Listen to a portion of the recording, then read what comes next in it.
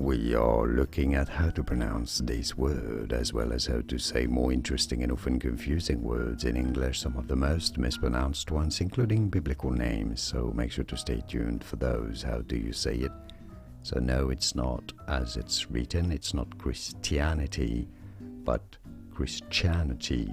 Christianity, so a ch sound as in ch, so essentially pretty much replace the st in the middle by ch, and it'll be a lot closer to the actual pronunciation.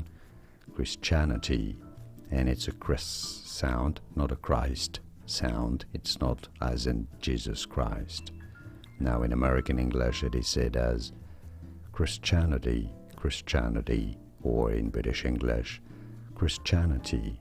And now you know. More videos here on how to pronounce more interesting words and names whose pronunciations aren't obvious. I'll see you there to learn more. Thanks for watching.